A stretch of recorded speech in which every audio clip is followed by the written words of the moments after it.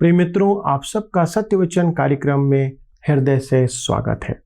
सत्यवचन परमेश्वर के वचन की सच्चाई को समझाते हुए बाइबल के एक एक हिस्से का व्याख्यात्मक अध्ययन करने में हमारी सहायता करता है। जगत के सृष्टिकर्ता ने अपनी बातों को मनुष्य तक पहुंचाने के लिए बाइबल के द्वारा अपनी बातों को, अपनी आज्ञाओं को प्रकट किया है। दोस्तों, ये परमेश्वर की इच्छा द्वारा लिखित वाणी है। इसलिए जो इन बातों का अध्ययन करते और जीवित और सच्चे परमेश्वर पर विश्वास करते हैं, वे परमेश्वर के अनुग्रह को अपने जीवन में देखते हैं।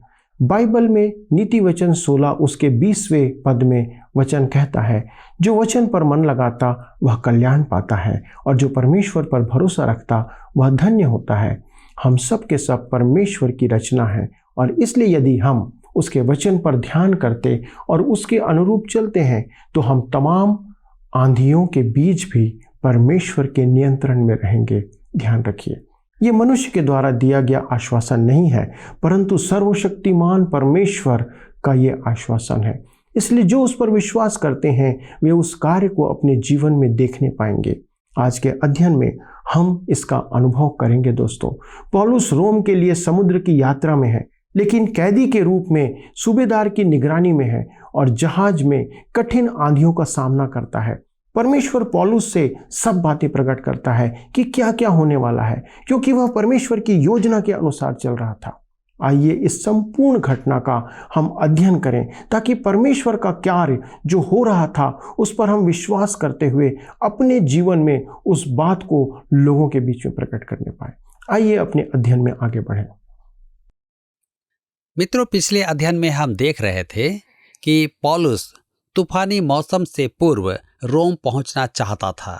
यह बड़ी रोचक बात है कि पौलुस यहाँ नैतिक प्रभुता अपनाता है। यात्रा जोखिम भरी हो जाती है तो पौलुस उन्हें अर्थात उन बंदियों को समझाता है।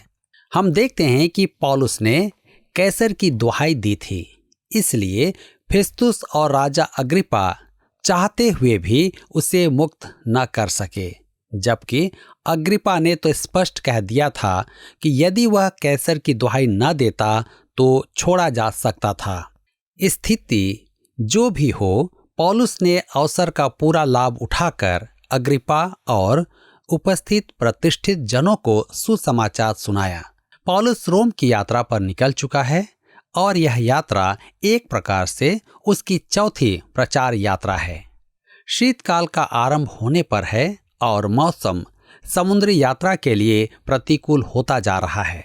जहाज के कप्तान की इच्छा यह थी कि शीघ्र, अतिशीघ्र रोम पहुंचा जाए। यह जहाज उत्तरी अफ्रीका के सिकंदरिया से चलकर रोम जा रहा था। पौलुस उन्हें जानमाल की हानि की चेतावनी देता है, परंतु वे कप्तान की बात पर अधिक भरोसा करते हैं और अंततः तूफान में फंस जाते हैं। पौलुस परमेश्वर के इशारों पर चलता था और जहाज का कप्तान मानवीय बुद्धि पर।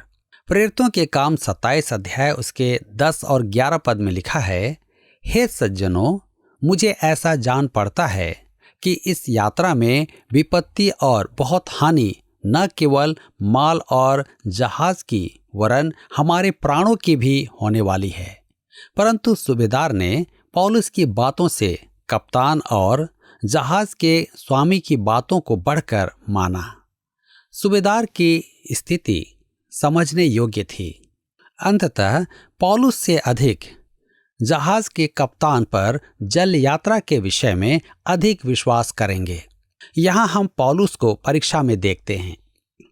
वह अलग ही दिखाई देता है।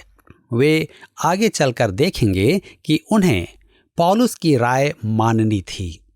यहाँ पौलुस की आत्मिकता प्रकट है। पौलुस के जीवन में अव्यवस्था नहीं थी, न ही अनिश्चितता और न ही निराशा थी। वह एक संतुलित व्यक्तित्व का मनुष्य था। पौलुस अपना मार्ग जानता था। यह एक काम मैं करता हूँ। रोम पहुंचने पर उसकी यही उद्घोषणा थी। हम संपूर्ण यात्रा में उसके व्यवहार में इन्हीं गुणों को देखते हैं। पौलुस का जीवन परमेश्वर से संपर्क साधे हुए मनुष्य का था।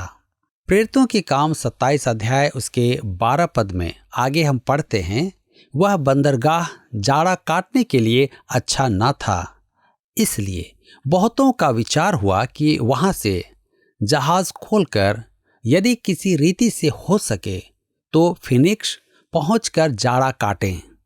यह तो क्रेते का एक बंदरगाह है जो दक्षिण पश्चिम और उत्तर पश्चिम की ओर खुलता है। क्रेते एशिया माइनर और यूनान का तटीय द्वीप है। यह सबसे बड़ा द्वीप था जहां अनेक बंदरगाह थे। घटनाएं सिद्ध करेंगी कि पौलुस की बात सच थी।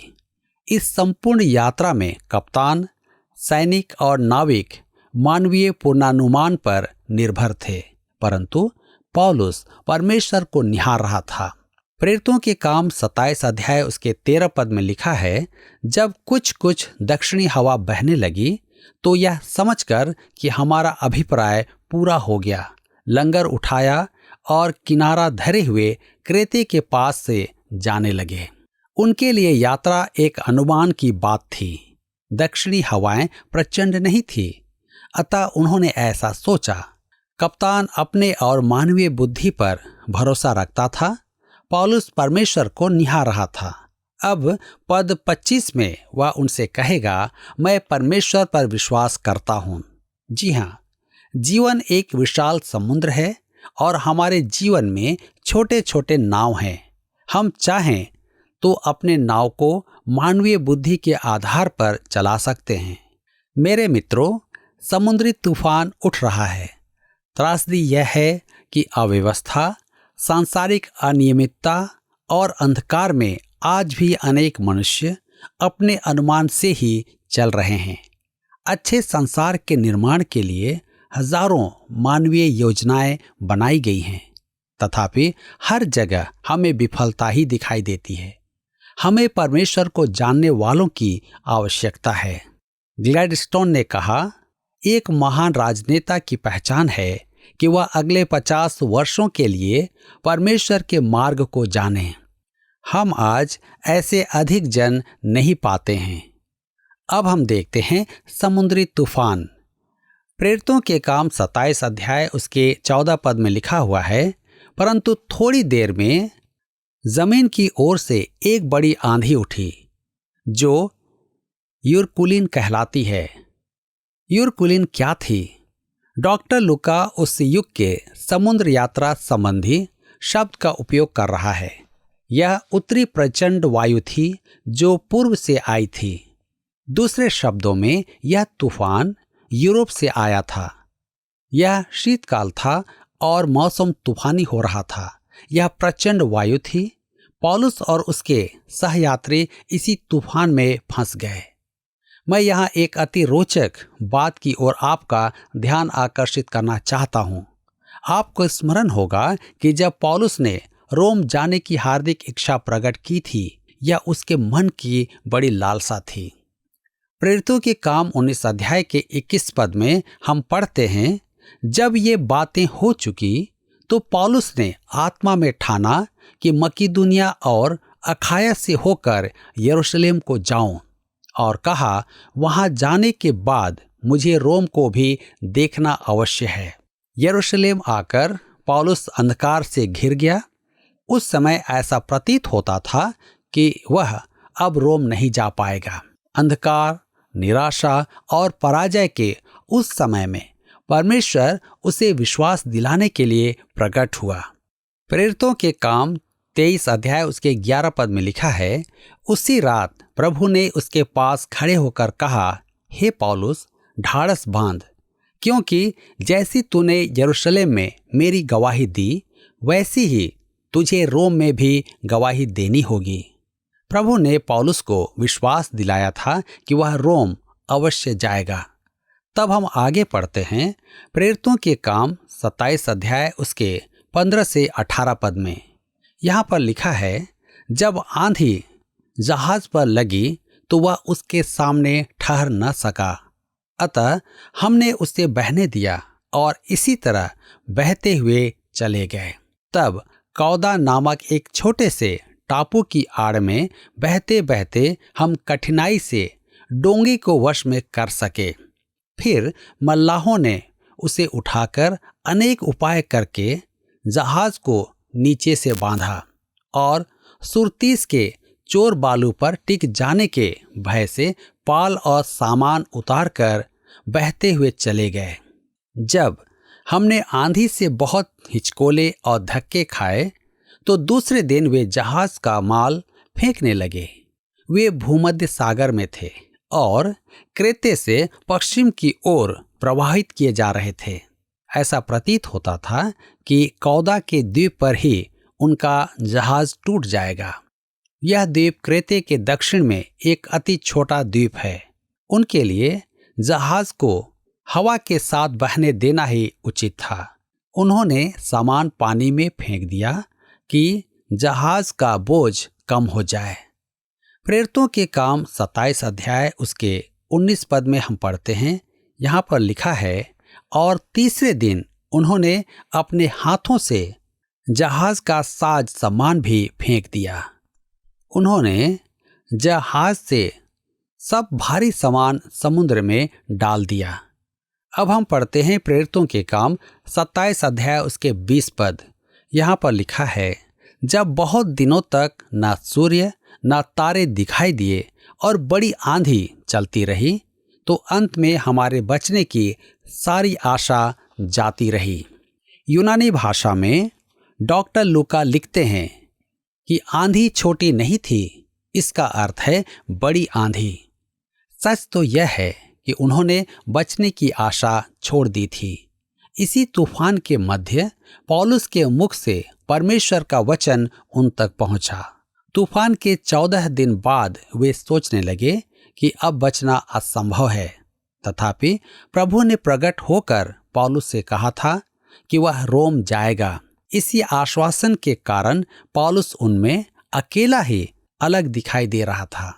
प्रेरितों के काम 27 अध्याय उसके 21 से 26 पद में आगे लिखा है, जब वे बहुत दिन तक भूखे रह चुके तो पौलुस ने उनके बीच में खड़े होकर कहा, हे लोगों, चाहिए था कि तुम मेरी बात मानकर क्रेते से न जहाज खोलते और न यह विपत्ति आती और न यह हानि उठाते, परंतु अब मैं तुम्हें समझाता हूं कि ढाढ़स बांधो, क्योंकि तुम में से किसी के प्राण की हानि न होगी, पर केवल जहाज की, क्योंकि परमेश्वर जिसका मैं हूं और जिसकी सेवा करता हूं, उसके स्वर्गदूत ने आज रात मेरे पास आकर कहा, हे पौलुस, मत डर, तुझे कैसर के सामने खड़ा होना अवश्य है।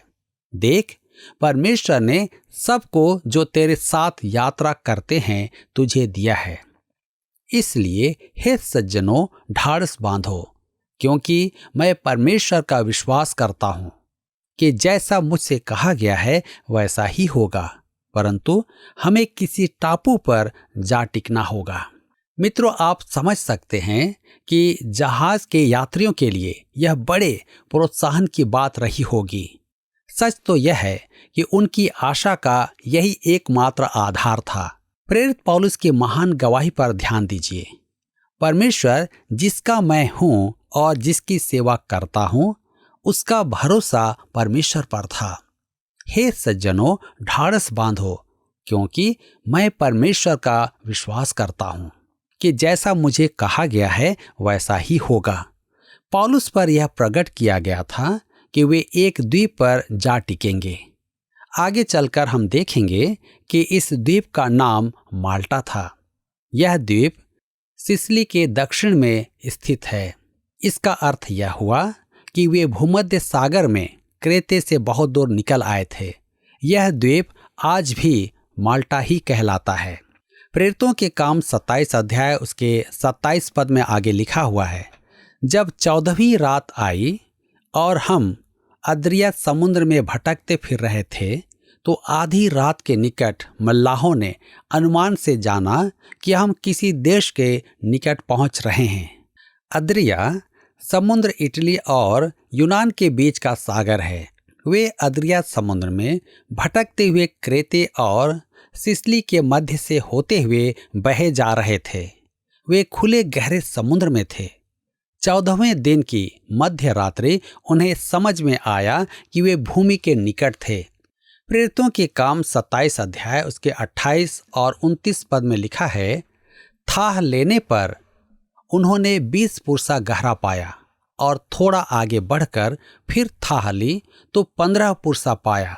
तब पथरीली जगहों से टकराने के डर से उन्होंने जहाज की पिछाड़ी 4 लंगर डाले और भोर होने की कामना करते रहे। उन्होंने थाह ली तो पाया कि वे भूमि के निकट पहुंच रहे हैं। हर बार थाह लेने पर उन्हें ज्ञात हो रहा था कि पानी अधिकाधिक उथला होता जा रहा था। यहाँ मुझे आपको शायद यह बताना चाहिए कि मैंने 4 लंगर पर उपदेश सुने हैं। ये लंगर सूर्य के नीचे पृथ्वी पर किसी भी वस्तु के नाम से हैं। हम किसी सत्य या व्यवहारिक बातों को आत्मिक शब्दों में न ढालें। ये लोग जहाज में थे और जहाज भूमि के निकट पहुंच रहा था। वे चट्टान में फंसना नहीं चाहते थे, अतः उन्होंने जहाज के पीछे 4 लंगर डाले। जहाज को थामने के लिए 4 लंगर की आवश्यकता थी। यदि आप यह कहें कि आपको या मुझे थामने के लिए कितने लंगर चाहिए, तो यह शब्दों का खेल होगा। मेरे विचार में परमेश्वर के वचन को निभाने में यह मूर्खता ही है। प्रेरितों के काम 27 अध्याय उसके 30 और 31 पद में अब हम आगे पढ़ते हैं। यहाँ पर लिखा है, परंतु जब मल्लाह जहाज से भागना चाहते थे और गलही से लंगर डालने के बहाने डोंगी समुद्र में उतार दी, तो पौलुस ने सूबेदार और सैनिकों से कहा, यदि ये जहाज पर न रहें तो तुम भी नहीं बच सकते। नाविक जहाज छोड़कर भागना चाहते थे। वे लंगर डालने का अभिनय करके जहाज से भाग रहे थे। वे चूहों की नाई डूबते जहाज को छोड़कर भाग रहे थे। वे ऐसा काम कर रहे थे जो नाविक कभी नहीं करते थे। पौलुस सूबेदार से कहता है, सुरक्षा इसी में है कि वे जहाज पर ही रहें। पौलुस ने परमेश्वर पर भरोसा रखा था। परमेश्वर के वचन पर भरोसा रखना यह कैसी अद्भुत बात है।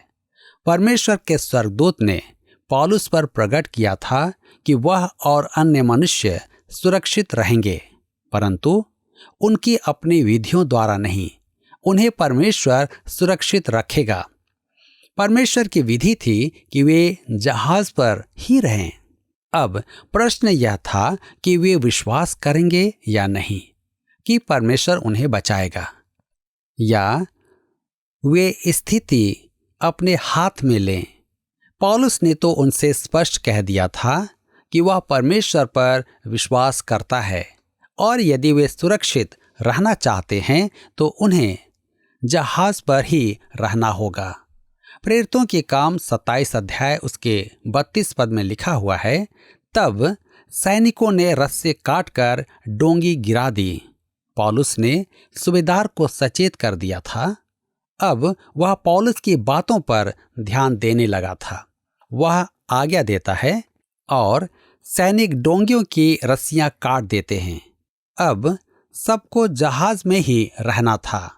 प्रेरितों के काम 27 अध्याय उसके 33 और 34 पद में इस प्रकार से लिखा है, जब भोर होने पर थी तब पौलुस ने यह कह के सबको भोजन करने के लिए समझाया, आज 14 दिन हुए कि तुम आस देखते देखते भूखे रहे और कुछ भोजन न किया।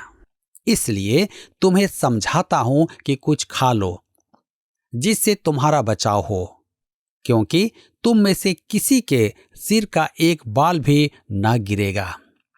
मेरे मित्रों, आप तो जानते हैं कि 14 दिन खाना खाए बिना एक बलवंत पुरुष भी दुर्बल हो जाएगा। अब पौलुस ने उनसे भोजन करने को कहा। वे उपवासी थे क्योंकि उन्हें मौत का भय था। अन्य जातियों का उपवास। पौलुस और विश्वासियों ने तो प्रभु के निमित्त उपवास किया था।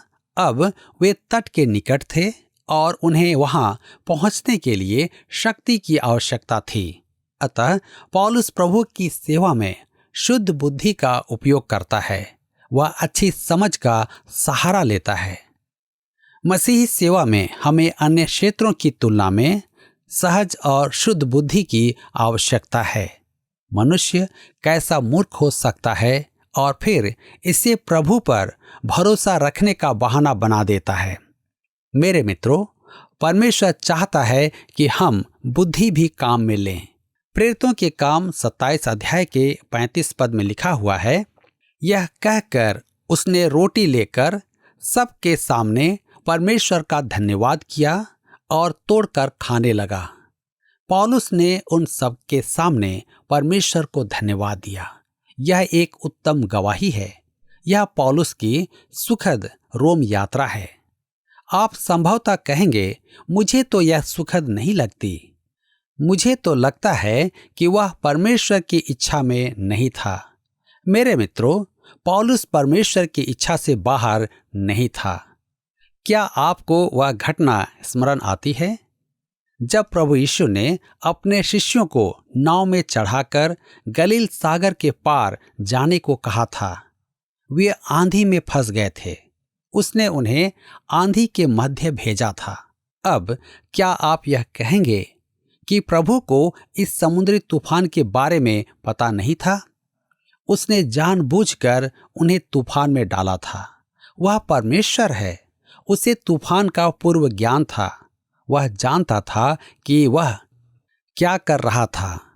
हमें यह सदा स्मरण रखना है कि हम आंधी तूफान के मध्य भी प्रभु की इच्छा में ही होते हैं।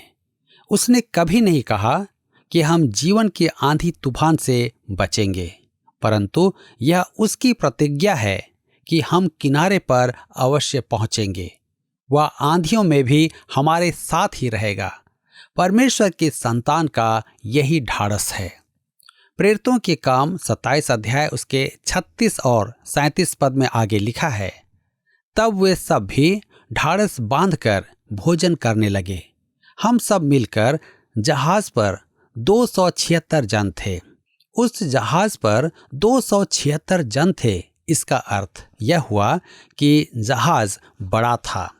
प्रेरितों के काम उसके 27 अध्याय के 38 पद में आगे लिखा है, जब वे भोजन करके तृप्त हुए तो गेहूं को समुद्र में फेंककर जहाज हल्का करने लगे। पहले तो उन्होंने सारा सामान समुद्र में डाल दिया था और अब वे खाद्य सामग्री भी समुद्र में फेंक देते हैं। प्रेरितों के काम 27 अध्याय उसके 39 से 44 पद में आगे लिखा हुआ है, जब दिन निकला तो उन्होंने उस देश को नहीं पहचाना, परंतु एक खाड़ी देखी जिसका किनारा चौरस था, और विचार किया कि यदि हो सके तो इसी पर जहाज को टिकाएं। तब उन्होंने लंगरों को खोलकर समुद्र में छोड़ दिया और उसी समय पतवारों के बंधन खोल दिए और हवा के सामने अगला पाल चढ़ाकर किनारे की ओर चले। परंतु दो समुद्र के संगम की जगह पड़कर उन्होंने जहाज को टिकाया और गलही तो धक्का खाकर गड़ गई और टल न सकी, परंतु पिछाड़ी लहरों के बल से टूटने लगी। तब सैनिकों का यह विचार हुआ कि बंदियों को मार डालें, ऐसा न हो कि कोई तैर के निकल भागे। परंतु सूबेदार ने पौलुस को बचाने की इच्छा से उन्हें इस विचार से रोका और यह कहा कि जो तैर सकते हैं पहले कूदकर किनारे पर निकल जाएं और बाकी कोई पटरों पर और कोई जहाज की अन्य वस्तुओं के सहारे निकल जाएं। इस रीति से सब कोई भूमि पर बच निकले। उनका पार लगाना एक चमत्कार ही माना जाएगा। मैं तो बल नहीं दूंगा कि उसे आप चमत्कार माने, तथापि परमेश्वर ने अपनी प्रतिज्ञा पूरी की कि पौलुस और जहाज पर सवार 276 जन भूमि पर सुरक्षित पहुंचे। क्या आपको यह कार्यक्रम पसंद आया? अभी हमें एक मिस कॉल करें और आप अगले विजेता हो सकते हैं।